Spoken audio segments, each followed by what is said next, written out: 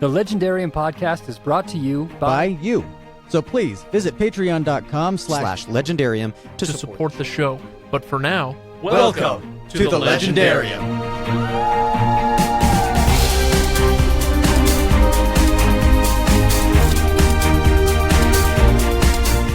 Just do it already. Get over with. Like penis meat vagina. That's the worst sequel to When Harry Met Sally I've ever heard. Did I just find our intro? I hope not.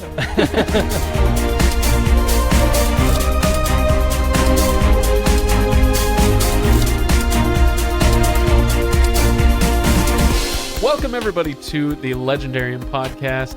I am Craig Hanks, your host, and I am not ready for this, but we're here anyway. And over there, I know exactly what he'd use his Kakari for. It's Ryan Bruckman. And it would be as black as all get out. I was trying not to make an inappropriate one like I did last time, but... Okay, and you may think she's perfect, but her scars run deep. It's Stephanie Bruckman. Hi. Welcome back, Thank both of you. you. Once again, we are excusing Kyle, who, for personal reasons, is not here again tonight. I guess him personal reasons. Technically, he's still a member of the Red Team. Technically. But we might have to hold tryouts again when he wants to come back. So, all right. So today we are talking Night Angel again. This is Shadow's Edge, the second installment of the Night Angel trilogy by Brent Weeks, and I hope that you enjoy these discussions as much as we enjoy having them. So before we get to that, obviously housekeeping, patreon.com/legendarium to support the show, the legendarium.reddit.com to join the conversation, and new up in the last few weeks is the weekly newsletter. So we've got lots and lots of you signed up for that already, but if you are not on that list, you can go to our website, thelegendariumpodcast.com, and under the subscribe tab, there is a place where you can enter your email for the newsletter. The way that that's working right now is that all patrons get access to the full newsletter 1 week in advance of everyone else. But then eventually it does go public, and you can read the whole thing. So, but anybody who does subscribe to that, patron or no, does get access to links to stuff that we've done recently or upcoming episodes that we're going to be doing. So if you want to be kept up to date, that newsletter is going to be the way to do it now. That should be it. Anything to add, Ryan? I was just wondering if you'd ever heard of a blog, because you could just copy part of the newsletter over to a blog, and that would help our website and everything. No.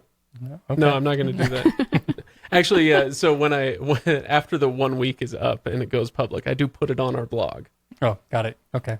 If you read our blog, you would know that. You would assume I read your writing, so...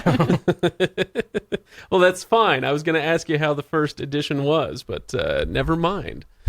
Okay, so let's talk about Shadow's Edge. Again, this is book 2 in the Night Angel trilogy, and just as a reminder, this was... Ryan, this was your baby. Coming into this, you were very excited for me to read Night Angel. And after this book, I think I understand why. But at the same time, I'm also wondering if it's wait until the bitter end of book 3 and then I'll understand the whole series. Because right now I'm just kind of like, it's good. Yeah. If that makes sense. Like, it's kind of fun, but I guess I'm not seeing that thing that you talked about. Yeah, and it could also be like some of that may just be that I did come in with this very hyped and like super excited about it and saying like, this I've enjoyed this so much. Like this has been one of my favorite reads I've had in the last little while.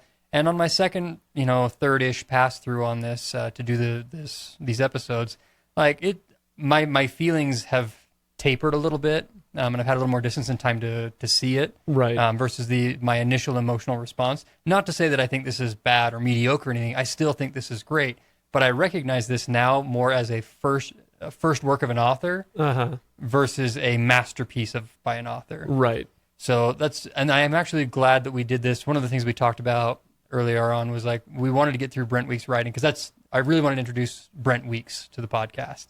because he's one of two names that was given to me as, like Brandon Sanderson said, if I had to give my writings over to someone else, I would consider Brent Weeks and Brian McClellan. So I was like, I need to see how those guys write, because apparently he thinks highly of them and I think highly of his work.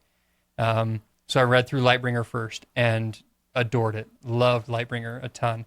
Read through Night Angel and I remember just coming out of it going, oh, that was an emotional experience. That was good. Like, I really enjoyed that. And I'm glad that we're doing Night Angel first, because he has grown as an author from 2008 when this was published to his writings in Lightbringer now.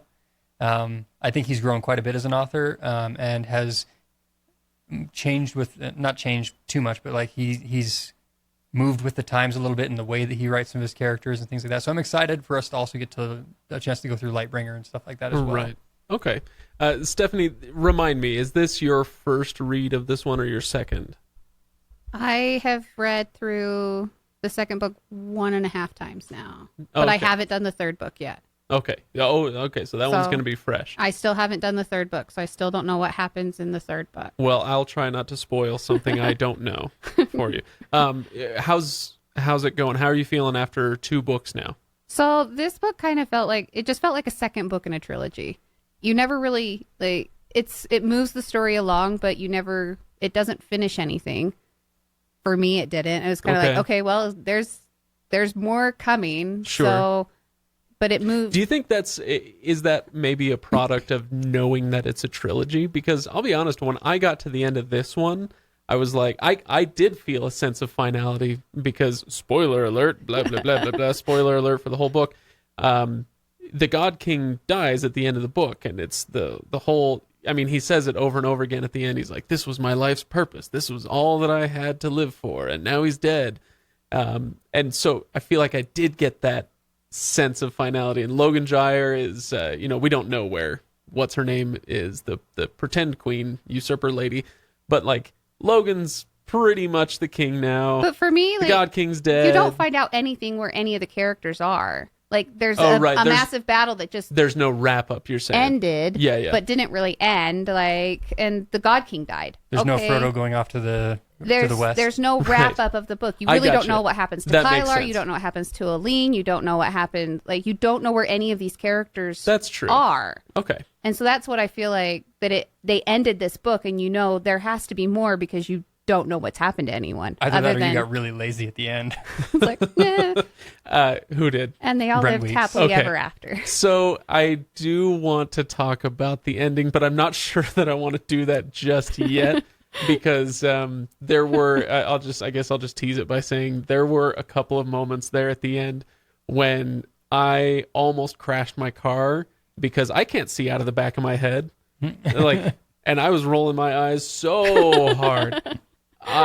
So yeah, we'll get there in just a bit. But leading up to it, so here's what I want to do today. Today, I'm thinking maybe things can go a little bit differently, because I did not write a synopsis for this. Because speaking of lazy, I am.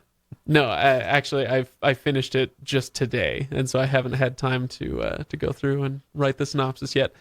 So what I want to do in this episode is go through the plot itself, and let's see if we can kind of synopsize the whole book in this episode, and we'll just kind of talk about each part of it as we come to it. And I know we have some Reddit comments to get to. Ryan, you posted a pre-discussion thread on Reddit, and we got a few comments there to go over. I assume, kind of like with book 1, that'll be saved for the next episode. Probably, right? yeah. Okay, so let's start at the beginning then. Where are our main characters at? Our main characters being Kylar and Elene as a pairing. There's Logan. Who else we got? The God King. You've got Mama K, you got the Sakage, but it starts out like we left off in the last book with Kylar and Elene asking Elene to run away with him, basically. Right. He's giving up his life. We can do it. Yeah. But they're all still together. Like Mama K, Jarl, Kylar, Elene, they're all together still. At the beginning of the book. Right. At the beginning of the book. They're Logan's about to go still in the hole. Poor man. Right. That was an interesting end to book 1 when Logan jumps in the hole.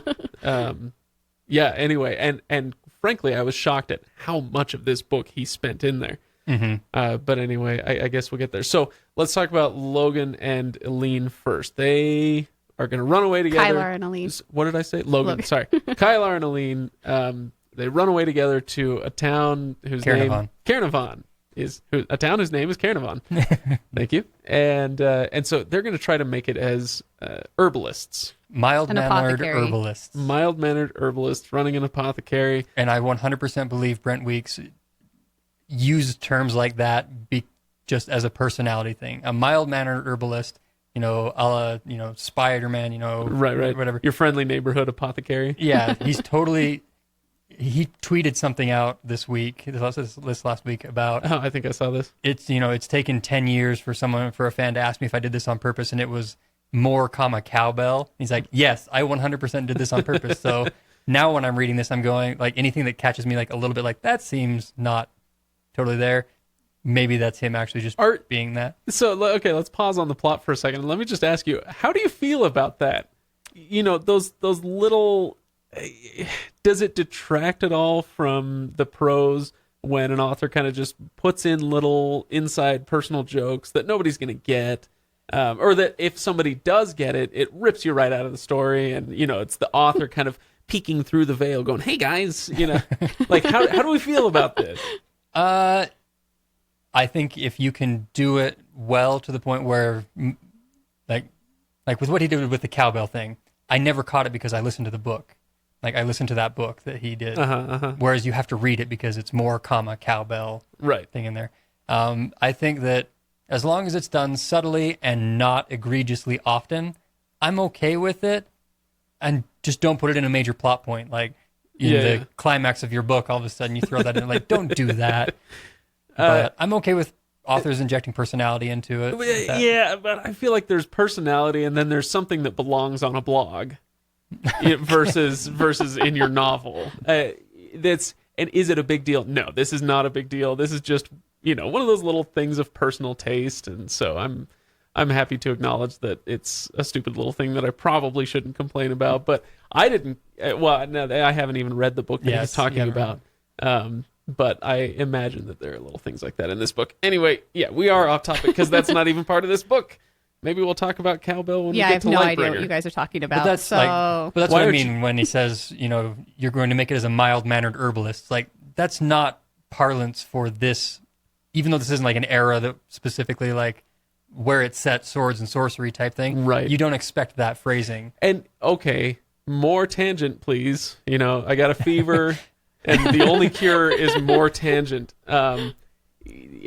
We talked in the last episode or two about Sanderson's hat trick phrase, and somebody brought that up in the post-episode thread after the last one. And this is, by the way, I love this kind of stuff. When you guys find little tidbits and link to that on Reddit, I swoon. I really do. And so somebody found in the annotations for Mistborn that are posted online, they kind of comb through that, and the hat trick line comes up. And Sanderson says, yeah, I kind of had to fight with my editor to get that in there. Because he says, I really like the line. I like the sound of the line. And so he digs up like the obscure etymology of how, no, it's not really just about hockey or whatever. It's about, the people were using this in the 19th century and it's okay. Look at this historical justification. And I'm sitting there reading that, and I think whoever posted it was like, see, it's cool. And I know Brandon is feeling that way. And I'm like, no, if I'm your editor, I will fight you over this with fists. Like, that is not okay. Because for me, it just takes me right out of the story with an anachronism like that.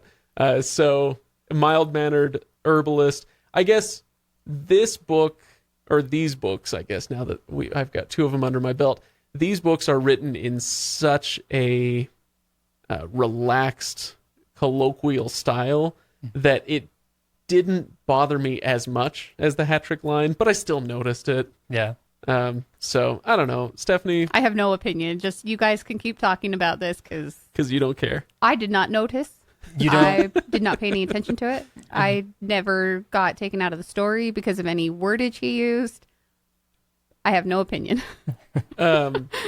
Okay, well, we'll see if you're singing a different tune when I pull up the quote from the end of the book that I'm thinking of, as far as wordage that Maybe is bothersome. and maybe I just don't remember any of it. Right. So Anyway, okay, so Stephanie, where are we at now? We've gone to Caernarvon. We're setting up our mild-manneredness. are we just following Kylar and Elene Yeah, right yeah, now? let's follow them for a bit. They've lost everything, and they're living with her aunt. Some people torched their stuff. They piss off the Is that actually her aunt?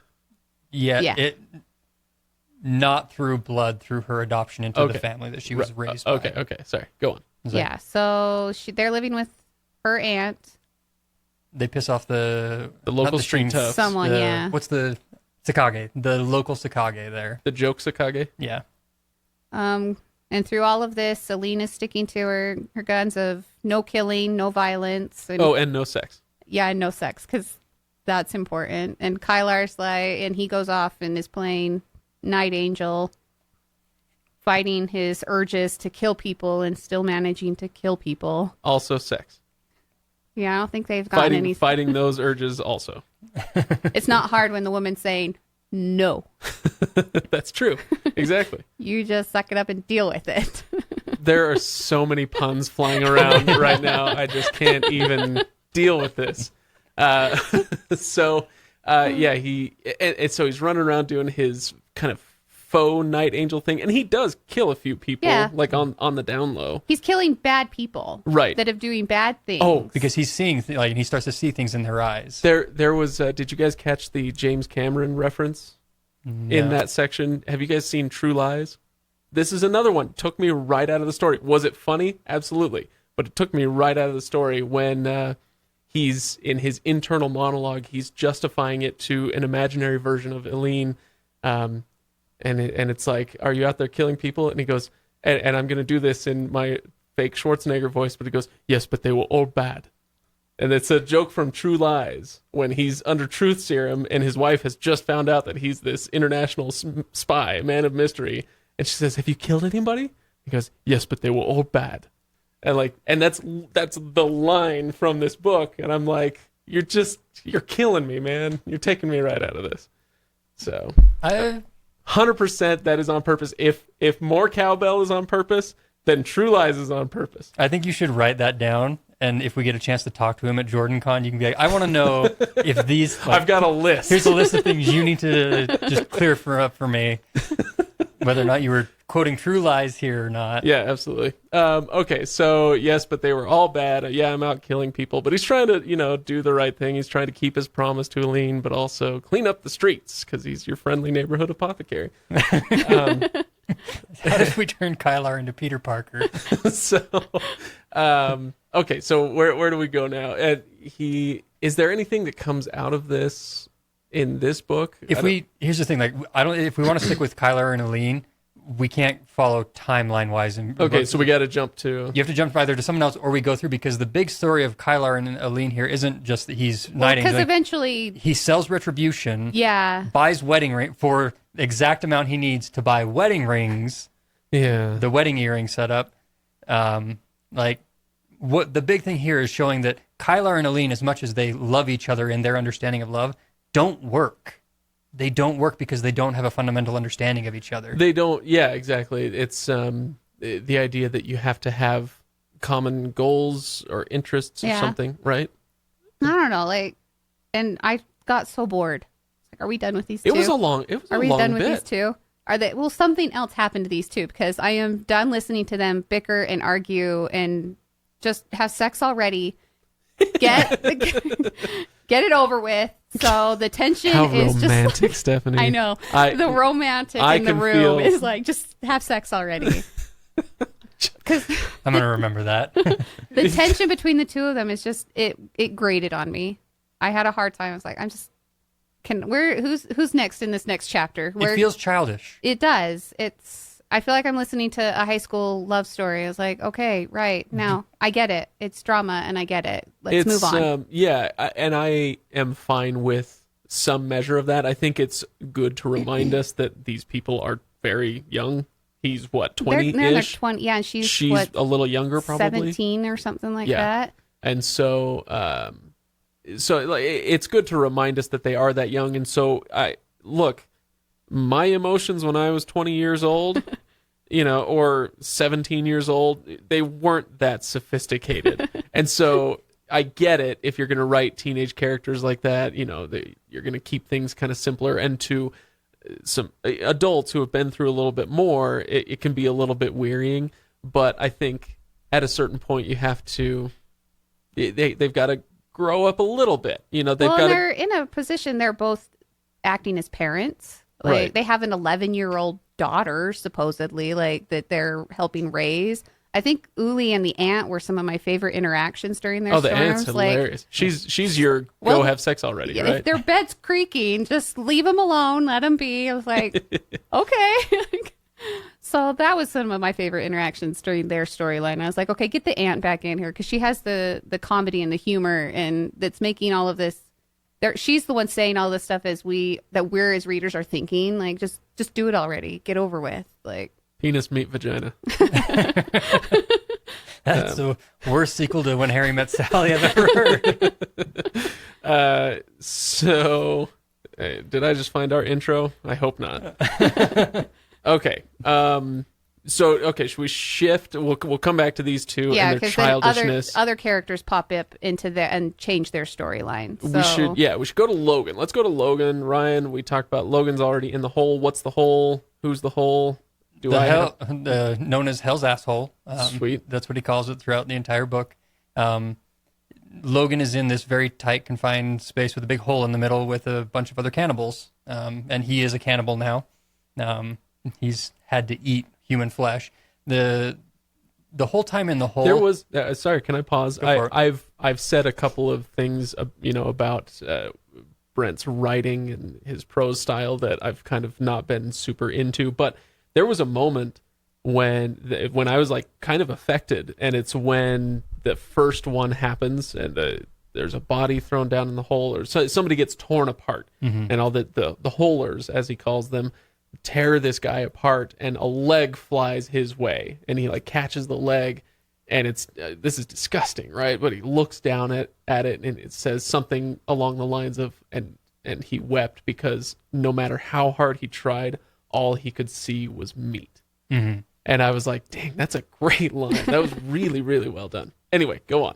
Yeah, so the whole time in the hole, it's Logan having to try and retain his humanity while being in the absolute worst circumstance possible, and also while trying to figure out how to escape. Like, how do I get out of here or whatever? And he spends a couple months in the hole. Mm-hmm. Like, it's not like, I've been down here a week and I've seen the worst of humanity. No, he has to live it for a while. And the fact that He has to be the worst of humanity in a way.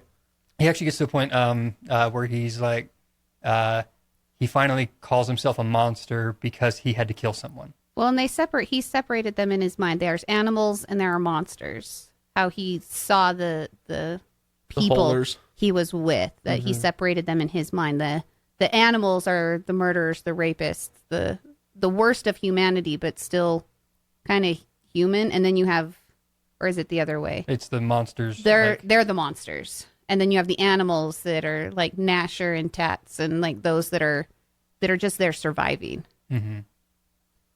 Okay, so anyway, what else do we want to say about this? There's one of the things that I actually, my first read through, I kept being like, I want to get out of the whole chapters, because I'm uncomfortable here. It's they're good chapters and everything, but I'm uncomfortable in this section here. As you should be. But going through the second time, everything, like, it's become one of my favorite parts of the second book here, because I think it's got some of the most depth in terms of being able to discuss humanity, and not letting go of, because that's what Lily, she comes over to him and gives him the advice when he's first in the hole a little while. And Lily says to him, you have to decide what you're not going to give up. Mama Kay says something like that earlier in the series. You have to Talking to the prostitutes, right? yeah, you decide what you're not going to give up. And Lily, I wish I could remember what the quote was, but Lily basically says the same thing to him, like, you just you find what you need to hold on to survive here. And then that's the first relationship he builds down there. And I think it's really interesting to watch the holers society, this absolutely debased group or whatever still has a structure, still has subgroupings, and there's still struggles that go on in there, and the level of humanity that's found in that. One of the lines that actually jarred me the most was they're talking about Lily, and they're threatening. Someone's threatening to kill Lily, and someone says, "If you hurt her, we'll kill you. She's the only slit we got." Ugh. Ugh. That whole line just made me kind of a little bit. I was like, because it really bothered me, Right. that in this situation of survival and everything, like, you understand why it is the way it is, but it doesn't make it right. Right.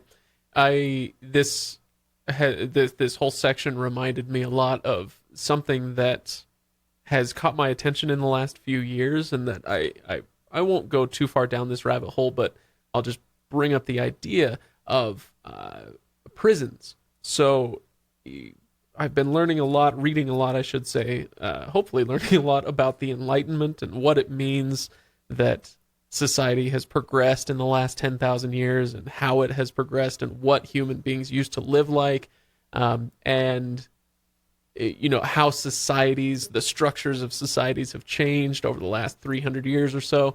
And I guess prisons are a really good, like, pristine environment for kind of like prehistoric versions of societies. The way that people used to structure, how societies work. And I'm trying to decide like how far to go into this, but I guess that's all. I'll just leave it there. It's wildly interesting to think about the idea that when you are removed from modern society and you're put in a place with essentially no societal structure, what do?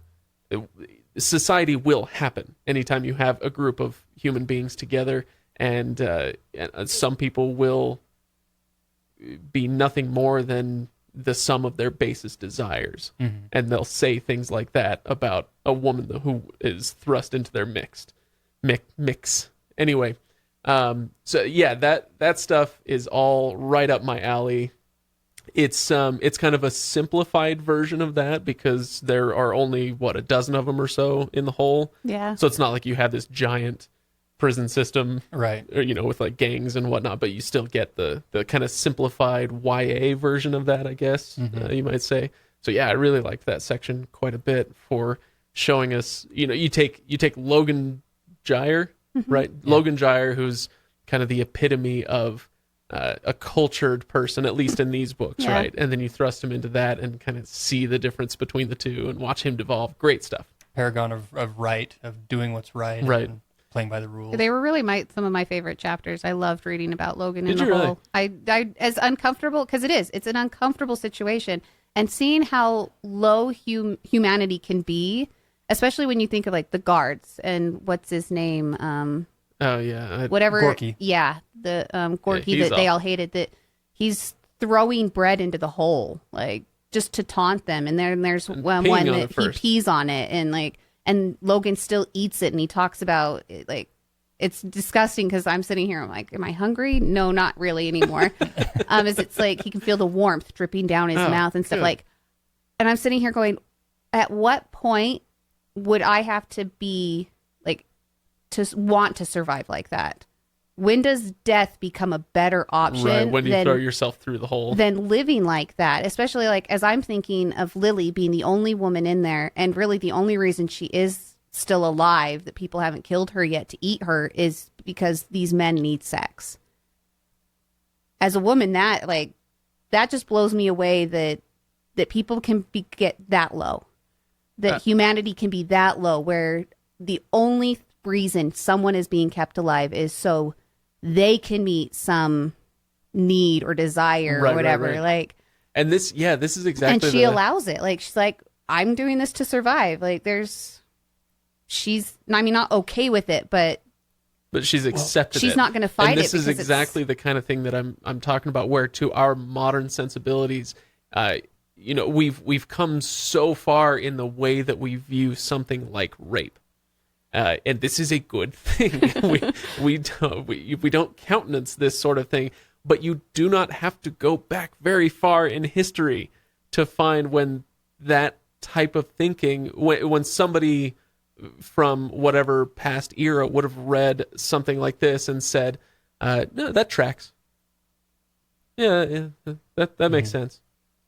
It's really sad, but for a short period of my career, I was actually working with a couple different police groups. I worked for the Attorney General's office of Utah, and I worked with some of the police groups there, Internet Crimes Against Children, and just a few of their human trafficking groups or whatever. Fun. Yeah. I am absolutely blown away that there are people, like, I look at this, I look at the tiers that are set up in here. You have the tier of Lily. It's literal physical survival that sex is there here. And then there's like Mama K and Vi, and those who sex is one of their tools for survival, for trying to maintain a little bit of a life. You know? It's kind of like to survive in society, to maintain a position in society, or something along those lines, right? And then you go up one tier higher, and you have it's going to bug me that I can't think of her name, the false queen. Tara? Yes, Tara Grayson. Tara Grayson, who is using sex to cement Manipulate groups, families, and everything together. Like these different tiers here. And the fact is, like when I was going out, like I'd get to go out, and because we couldn't have news crews go out on busts, like we'd go out and film and provide footage of the bust, because you can't have a news camera, like a news van, show up to a bust, because then all of a sudden the massage parlor goes, oh, hey, there's a news camera crew out front. Something's going on here. But to see the group, like people who are literally today. Are massages illegal, Ryan? It depends on how they end. Sorry, go on. But I remember going on one and having, like, there are women who were brought across that the only way that they can survive in terms of being able to pay bills, being able to is that they were being trafficked. It's human trafficking, and it is a thing that's like a reality right now. And I think that's why reading some of this and looking at this, it bothers me so much, because I don't think we're as far away from that as we should be. Totally. No, I don't. If any of you want to email me about this, I can plug a book. But yeah, it makes exactly that point, and it's all about how we like to think that we're super secure in this kind of culture that we've constructed in Western society, and in reality, it's incredibly fragile. And knock out our Wi-Fi and our electricity, and how long until we have a group of holers in the middle of downtown Salt Lake? Right. Anyway, boy, this got dark. Holy smokes. It is kind of, it's a darker book. At least it was, I remember going through it and just listening to it. We were in the car, and I just listened to it. And I was like, oh yeah, that was good. Got to the end of it. I was like, okay. Book 1, you mean? No, 2. Oh, okay. Well, we listened to all of our books on road trips because we take so many. No, we were just headed out to California just last week, and that's where we were listening to book 2. And I was like, okay, that was good. So now I'm in the process of re-listening to it, preparing to the podcast, catching the things that you missed the first time through. And 2 days ago, I got so mad, and I called Ryan up. I was like, this book is ridiculous. And I was angry. I was so angry at the way women are portrayed in this book, the way he talks about the women, the words he uses. Like, I got so mad. I had just gotten through Vi with the God King, and their kind of first meeting in the book, where the first thing he says is undress, and she immediately does it, like no questions asked. And like looking through some of the stuff Vi's gone through, I just got into that part with Lily and the comments Ryan was making, and I'm thinking of all these. I wasn't making those comments. No, the comments you were just making, like that scene in the book, and some of the next scenes that happen, especially around the God King, and I was pissed off. I was like, I don't want to finish this book. This is ridiculous. So and I was mad at. Were you mad at Brent Weeks? I was mad at Brent Weeks and the way that he was portraying women, thinking all of a sudden, going, is this really what he thinks of as like? Yeah. As a man, like I was just angry. Would it be okay if we put a pin in this one? I know. No, seriously, because I think this is a really good something to talk about. But I kind of want to keep moving through the We story. Let's get through the book because there's a lot. Yeah, there The is episode 2 portion. there is still a lot. Yeah, so episode 2 we'll dig into more stuff like that. Because I had the same thought, maybe not the same thoughts, but along the same lines, and so I do want to talk about that. Okay, so Logan's in the hole, blah blah blah. Where are we at now? Oh, okay. So Jarl goes to Caernarvon to retrieve Kylar because they have found out. But before he goes to Caernarvon, Jarl is starting a revolution in the Sakage. Oh, okay, sure, yeah, whatever. Amongst Who cares? the prostitutes and everything. It's kind of a major big plot deal. You kind of need to know where these That's right. prostitutes Okay, are coming so from. that's right. So Jarl reminds the prostitutes of their value and their pride. He's brought in a ton of prostitutes into the brothels because this is the way for them to survive. Because otherwise, the invading soldiers would go and rip them out of their homes and kill their husbands and their boyfriends and rape Being them paid anyway. for rape is better than just being raped. Is Right. kind of how he views it. Which, okay. Anyway, maybe it's certainly survival, Yes. similar to what we were talking about with Lily, right? And so he tells them, like, look, I've got a plan. Here's gives how we're them gonna hope. here's how we're gonna rise up. Brings hope to the Warrens. is what Right. it does. Okay, so now where are we going? Well, Or do you want to talk about that more? it to me, we were actually just listening through a portion of that on our way up here. There's a line in that Mama Kay shares with Jarl in there that really stood out to me because they're talking. His whole purpose in this, they're trying to come up with a plan for how to deal with the Caledorans and everything. And Brent Aegon is the one who basically pushes Jarl and says, "You need to be this Shinga that people can see. You need to tell them that there's a future, that there's hope, that you can be better than what you were here." And this is one of the first times in this book, honestly, where I've seen honest to goodness hope in people, like in a way that's going to push them to do something. Right, because the whole thing is so relentlessly down all the time, right? It is. It's heavy stuff. Despairing. And Brent Weeks on his website has a question, writings, not suggestions, writing tips. Advice, yeah. And one of the things he says, one of the things I like to do is put my characters in the worst possible situation and then just make it worse. And I'm like, I don't love that. I'll deal with it. But anyway, so Mama Kay says, just because it's a dream doesn't mean it's a lie. And that stood out to me a little bit. That's a good fridge quote, at least. Yeah, I think that there's a lot of things that people look at as a dream, and they just say, "Yeah, it's a dream. It'll never happen." When you do that in your mind with the things that you dream and that you hope for, or whatever, then it's a lie. Like 5 years ago, if someone had said, "You'll still be making the Legendarium podcast. You'll have X number of patrons. You'll have a subreddit and chatting with people across the globe on Discord and whatever else," I would have said, "Yeah, that's a lie." Uh-huh. Right, but you never know.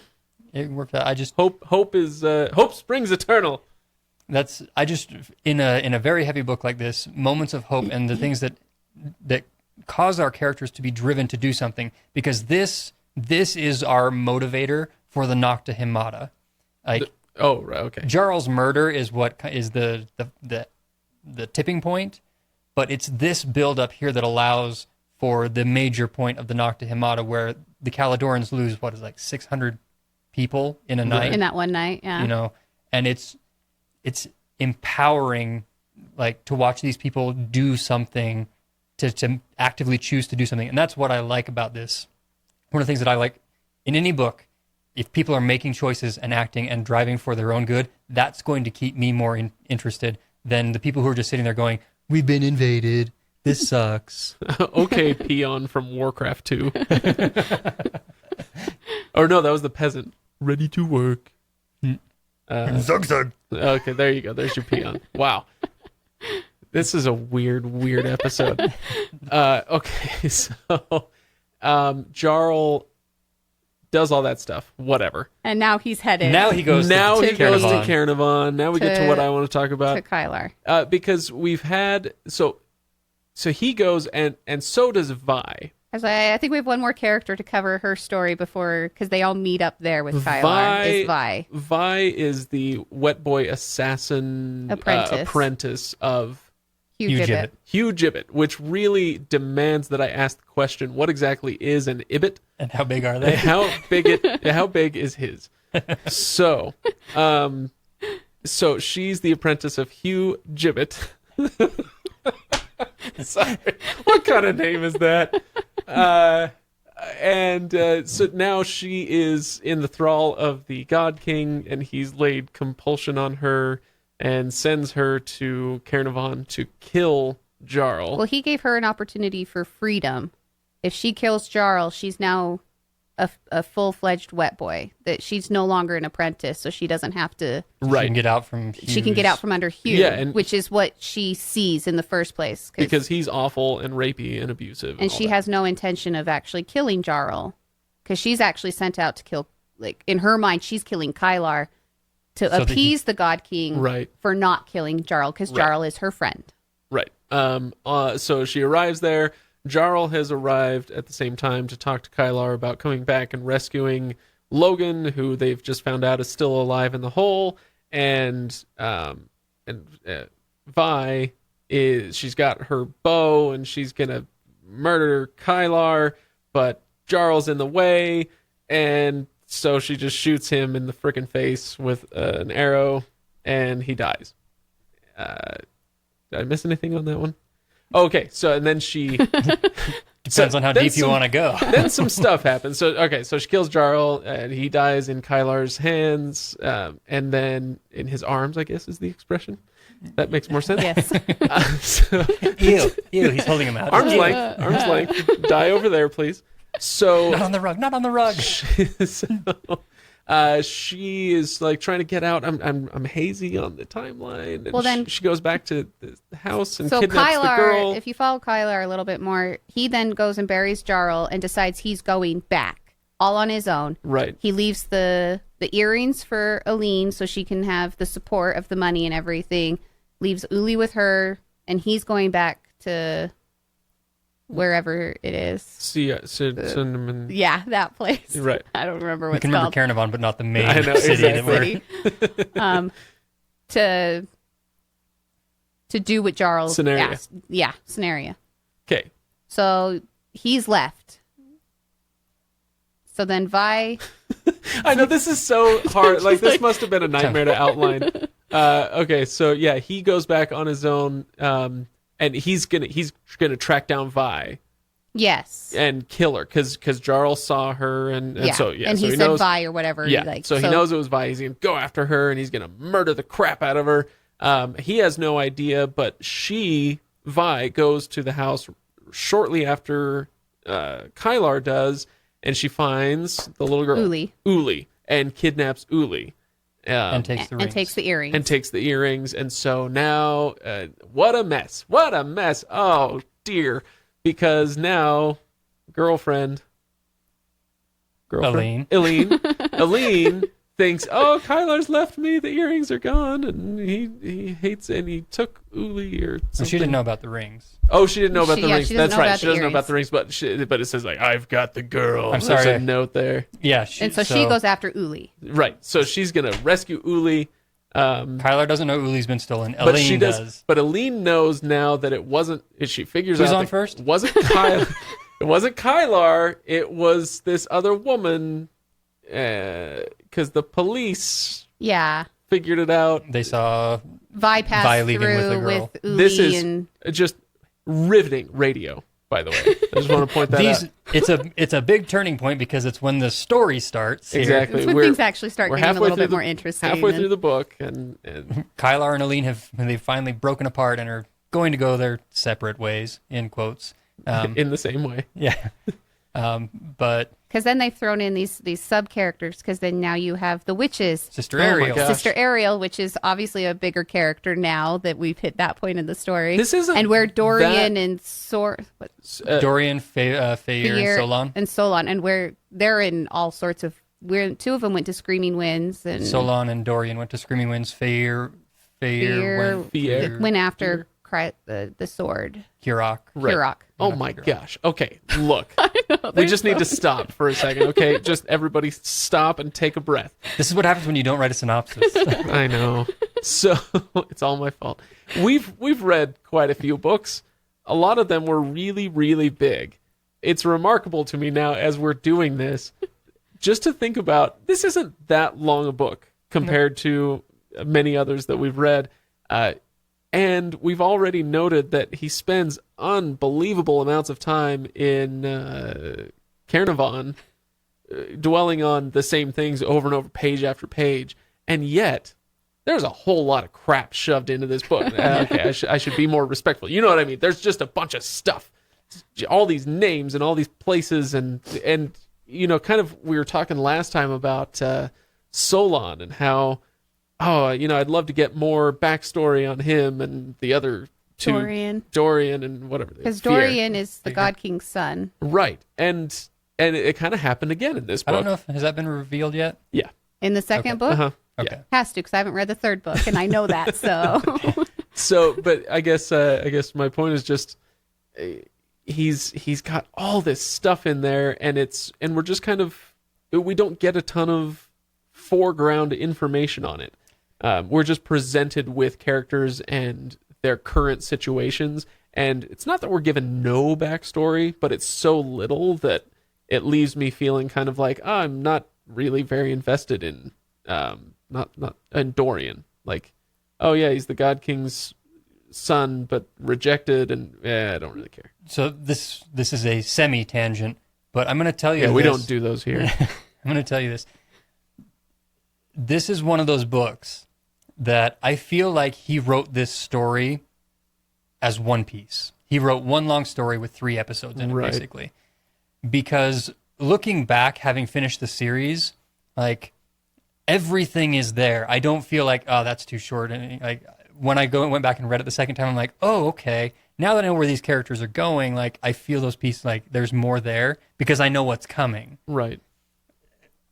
This is maybe it's an indictment of a first read through that you're not really invested in some characters because you feel you've had such a short runway. But I'll tell you that the framework and the foundation is there. But you don't realize that it's there to pay off until you've finished it. Right. Just as a side note, this dovetails really nicely with the last couple of newsletters that I've written. Actually, you should all subscribe to that.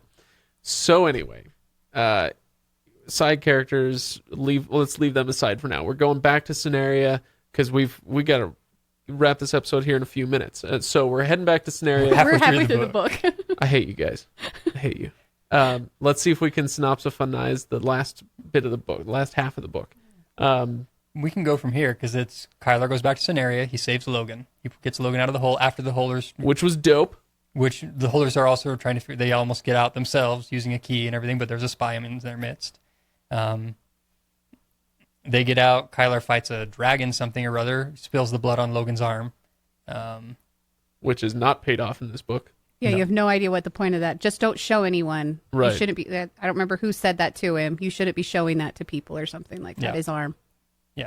Kyler saves Logan, takes him back, and the Cenarian rebels have formed their army under Tara Grayson, and they're going to go fight a battle that they cannot lose to the Caledorans because Tara Grayson won't fight a battle that they like unless it's a guaranteed victory for them, Right. which is obviously a trap by Gareth Rasul.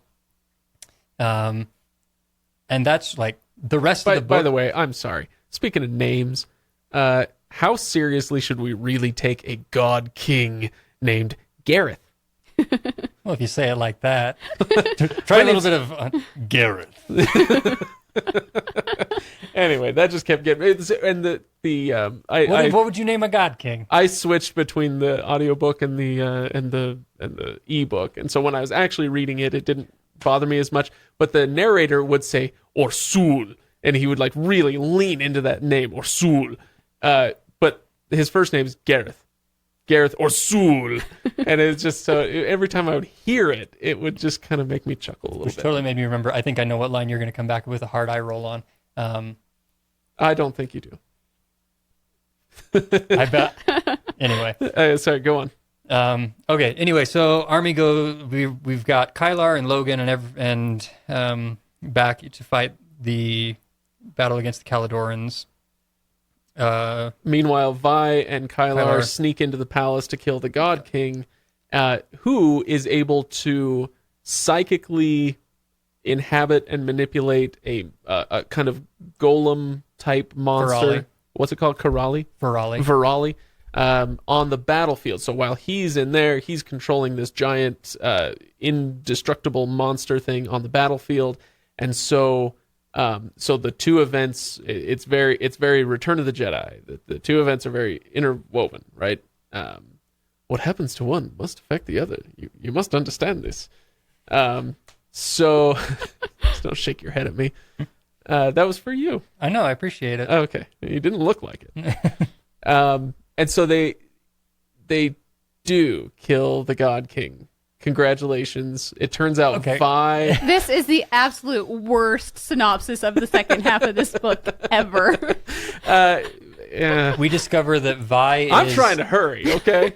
Vi is the daughter of the God King. She's one of his spawn. Like daughter doesn't seem like the right term because he doesn't care about her as a right. Like his familial. sons, yeah. And that's why the compulsion that she has on her, like she has to do what he says because it's familial compulsion. That's why she had to kill Jarl. And why she had to then ring Kylar, which is a huge deal. It's a big plot point. So, okay, fine. All right. Take two. She finds out that, yes, she's the daughter of the God King, and as such is fully under his compulsory sway. And Because she kills Kylar at one point. Yeah, she stabs him in the chest. right, because the God King says kill Kylar, and she doesn't. She doesn't realize she has no mental faculty to disobey that order, so she stabs Kylar, kills him. Kylar goes back to the Dumbledore train station and The wolf. Right, where this time it's a wolf instead of a crying little Voldemort thing. And so he's going to come back, but she doesn't realize he's going to come back that fast. So she needs to break her compulsion, and she knows the way to do that is to create an outward sign of her inward change of loyalty and affiliation. So to do that, she pierces her ear and Kylar's with the wedding earrings that she stole back in Caernarvon, and in so doing magically ties the two of them together. They are essentially married now. A warder bond. Yeah, exactly. It is. Oh, we'll get there.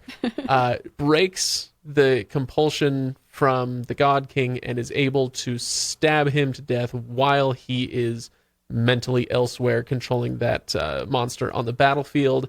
Saves the day. Kylar comes back. He cuts off his hand. I've missed that. Doesn't matter because he's gonna get it back, and we don't care. Cuts off his hand, and now he's super pissed at Vi because he's her warder now. And If you haven't read Wheel of Time, you don't get that reference. Yeah, that's a Wheel of Time reference. It's a whole thing. And the day is saved. Logan is the king now. Long live the king. I don't know where that other lady is, but she's gone. And good riddance because she was awful. And Logan is oh my gosh. Logan is made king.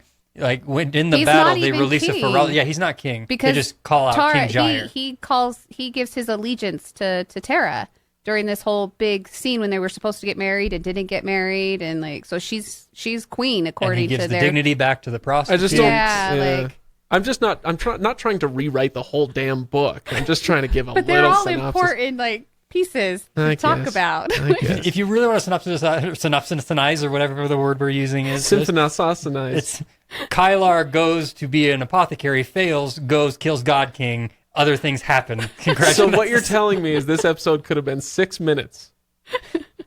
It could have been, but it wouldn't have been a very good discussion about the points here. Oh yeah, this was a great episode.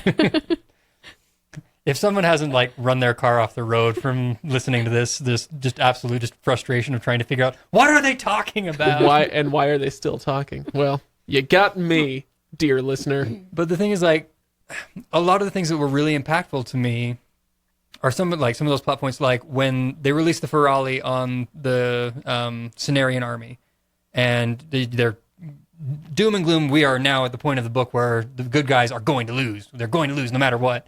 And then Logan faces down the Ferali, and we realize that the Ferali was made from Lily. You find the out Holler. it's Lily. Yeah. Right. Like, that to me was like, oh, that's a nice twist. And Pretty that's messed up. That's a really good emotional connection for then. Because then she turns around and wipes out the... Yeah, he commands her because he's king in the whole. Like, I am your king, says, go earn the pardon that I gave you, which I'm like, yeah, you already gave it to her. You can't really, whatever. You know what he meant. Yes. And then she goes off and has enough control over the Ferali because the God King is dead to go and then win the battle for them that they would have lost otherwise. Like, that's a poignant moment to show where Logan has come from, where he's at now, to get a payoff for a character who really suffered early. Which is exactly why I tried to skip it. Poignancy.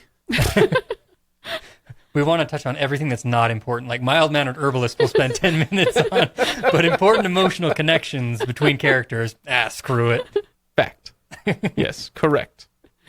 Okay, end of book. The end. Okay, fine, not really. There's a whole side plot with the sword, Kurok. Durzo's back. Durzo's back. Durzo's not actually dead, yeah. The thing with, like, I will do Kurok's story very, very quickly. Thayer has Kurok, loses Kurok to Super Sword Blade Master. Yeah, samurai guy.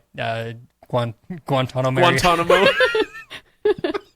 And then swears his allegiance to Yeah, whatever and he he is. he owns the fact that Thayer's big thing is that he's always the man who serves greater men, and so he ends up having to serve that. There are 6 druid or 6 wizard characters or whatever that watch the whole battle that I honestly, even finishing the series, I don't know what the purpose for them to be watching was. Like, well, whatever. you find out a little bit about Jenny. Jenny's been whisked away from the castle to some off other place, and Dorian finds her at the end. This is my wife. Like, Oh, yeah, Dorian's future wife. yeah. But that's like Logan's wife. Yeah, she's married to Logan. And so long as he survived Screaming Winds by praying to the one god and to save Kali, him.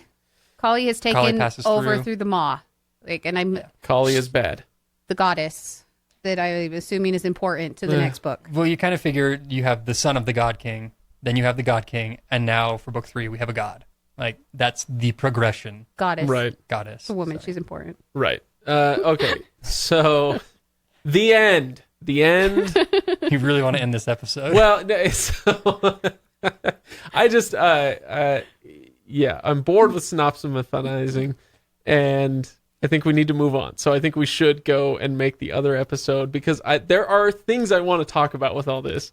But if we start in on any one of them, then this will end up being a long Do episode. you remember the things we put a pin in so that we can actually address them? Yeah, There's a lot Women's of things. rights.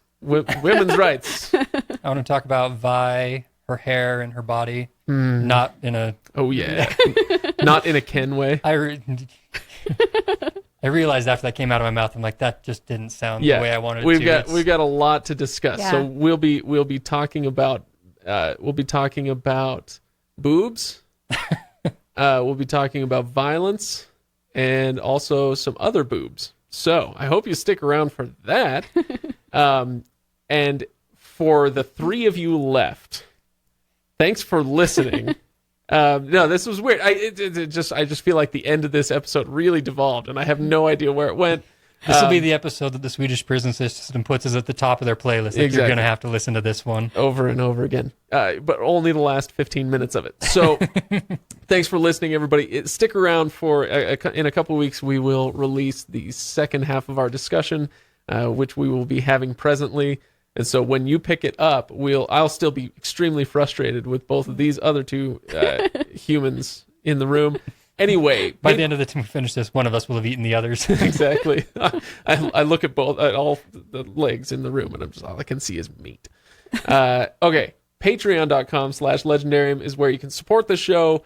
thelegendarium.reddit.com to join the conversation, and go to thelegendariumpodcast.com. Hit the subscribe tab and subscribe to the weekly newsletter. I just talked today or yesterday with Kyle about him doing a write-up on sorry I missed the episode's write-up on Night Angel for the newsletter, so you can hear his or read his thoughts in the newsletter. So that's it. We will be back in a couple weeks with the second half of this discussion. Thanks for listening, everybody, and we will see you next time.